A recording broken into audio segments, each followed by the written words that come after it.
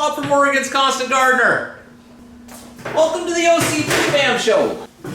To you, my YouTube buddies, what's going on? Let me know in the comments and we'll talk about it after the show. But right now, I just want to get into the show, and I'll tell you, I'm in my garage. And the reason I'm in my garage is I have eschewed the studio for some time to really dig into the basics. I want to get back to basics and get serious about that. But I'm not talking about the basics like we're going to start over with the elementary subjects of nectar, you know, like the feeding chart and how you mix it up and pHing and blah, blah, blah. I'm talking about the fundamentals of nectar, the things that separate it from other nutrient lines in the way that it is practiced. Taking those things, those basic fundamental aspects of it, and really digging in deep on those. So more of a talking thing, more of a going back and forth with you thing, because you know, I have my opinions about how you should do it. Scott certainly does, and those opinions come from a vast, vast level of knowledge and experience, but every single person that does nectar does it a little different because they do it to fit their circumstances. And there's people that have wildly divergent methods that work very well for both of them. They may do it one way and another person may do it a very different way, but they both are getting good results. So I want to talk about not just what we think or why you do things or how you do things, but how you're doing them and digging into the everyday of how you approach various topics. And the first one I want to get into is, it may be not obvious, a lot of people say, you know, it's flushing. I want to talk about flushing. A lot of people say, I don't even ever flush. I'm fine. I got the things working great. I just keep going. Other people are religious about it. Feed, tea, feed, flush. Flushing at the end, they got their way they do it.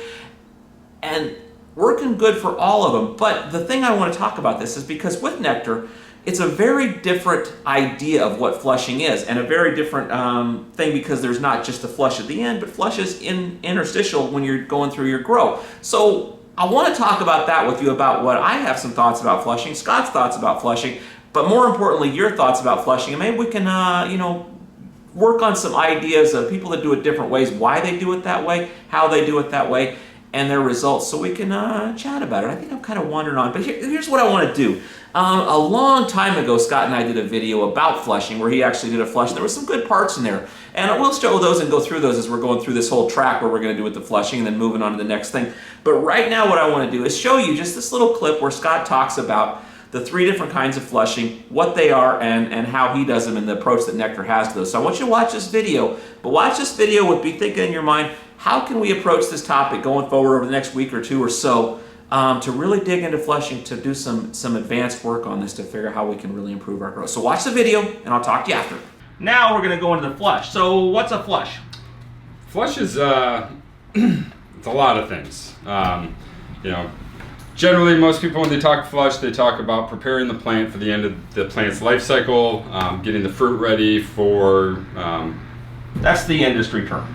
That's the flush. I'm flushing, I'm reducing what's in the soil and the medium. Some people believe they're pulling out the salts and the heavy metals from the fruit and the plant. Mm-hmm. The goal is basically to get this root zone completely clean, washed out, so the plant's not absorbing any more nitrates, any more phosphates. They aren't turning the fruit harsh. So, you know, the industry standard is 10 to 14 days. A lot of people in the industry just use water as a flushing agent. You start seeing all the leaves yellowing out, the plant's using every little bottom up, they're consuming themselves, there's a little cannibalism going on, they're defoliating as they go. That's a great, I mean, you've done it right if you get to that point where you hit fall. But, you know, in reality, sometimes we don't get there. So, but mechanics of the product of using nectar for the gods, there's some different things you do. There is, because we call it ripening. We say flush for the standard of, you know, that's what the industry calls it. We're from a bigger agricultural industry where, you know, there is no time. You don't flush a pear tree, you don't flush an apple tree, you don't flush broccoli and tomatoes. Mm-hmm. You know, it's what's happening in the soil. So what we're doing is we're ripening by adding more calcium phosphate, reducing the nitrates, reducing the potassium, you know, basically getting to the point where the only thing we're offering left is the calcium. The first calcium flush we do, we want to see substantial runoff because we're trying to tie things up, push them away from the root zone. Okay. From that point on, we're just going to maintain the plant's health and life up until the day of harvest with bone meal, possibly Aphrodite's extraction, and the Olympus up, just to keep them not fed, but producing the last cells in the flower up until the last day of harvest. Okay, but also we can have issues with, we look at our soil, we got weird pH, weird parts per million, they were trying to deal with something like that, and that's a flush too. Where well, and that's it. Is a lot of folks will email the company and ask, you know, should I feed this once a week? Should I feed this every other day? You know, what schedule should I follow? And you know, what most of the customers are telling us is they do a feed, and then a compost tea or an instant tea like the cultured products, or a microbial like Mammoth Pea or something like that. Pea, Microbe Life. Head injuries. Yeah, so I look at it as 2 feeds in a row, then a microbial inoculant, whether you're brewing a tea or a bottled microbe.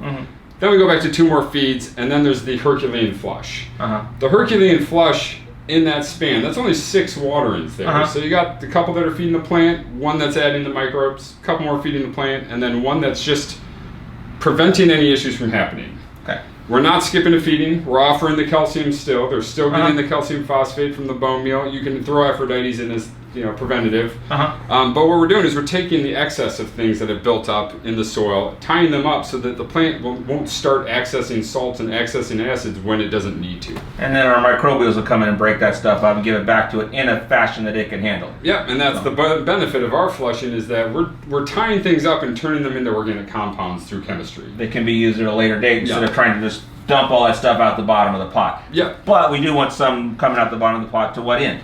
Well, and that's it all depends on your soil slurry tests. Depends on what type of flush you're doing. So I have 3 flushes. I've got a curative flush where my parts per million are 1,200 parts per million. My pH is 5.9. I need a cure flush. So I'm going to flush this to where I got 25-30% runoff. I'm going to flush it at, you know, a higher pH. So if it was at 5.7. You know, I'm going to be up at like 6.4, 6.5, 6.6. Going a little bit higher the range. We want to stay within that 6.2, 6.8, but you're going to be higher up in that. Yeah, buffering it. Right. And then for the parts per million, the salt buildup, I'm going to, at that 12 or 1,500, I'm going to put 2 tablespoons of Herculean because I'm looking for more reaction. I got you. Not only more reaction, because when you put in that much Herculean into a gallon, it drops the pH, which means we have to use more Olympus Up, which is more limestone and more calcium, which is more agents to tie up more salt. So when I have super high parts per million, I'm going to add a lot of Herc, which means I have to add a lot more Olympus, which means I get a lot more calcium to do the work to tie up stuff. So that Herc is, you want a lot of it in there, but also just by that you're bringing it down to where you can bring it back up with your Olympus Up to get more Olympus Up in there so that you got more buffering in your soil to even out that situation. Absolutely. So that would be the curative. Preventative is just that. It's a feed, tea, feed, flush. Everything looks great, so I'm not even worried about doing the slurry test because there's no sign of this plant that's telling me, hey, you know, you should be checking the slurry before you do this flush. But it's just part of doing business. Pretty much. And then there's the thing at the end that we already talked about, which is the flush to the end for flavor, for, you know, finalizing the last of the oil production, for the last of the cell development, and the hardening off of the fruit. Okay, thanks for sticking with me through that. So now that we got that as a basis for topic for conversation, I want to move on with the next shows we do, talking about the different aspects of flushing. One thing I think where there's a real distinction between Nectar and other nutrient lines is the idea of not just cutting off at the end, last 14 days of going straight water, but continuing to feed calcium, you know, and taking away the nitrates and the potassium and that sort of thing, but still going on to build flour. What do you think about that?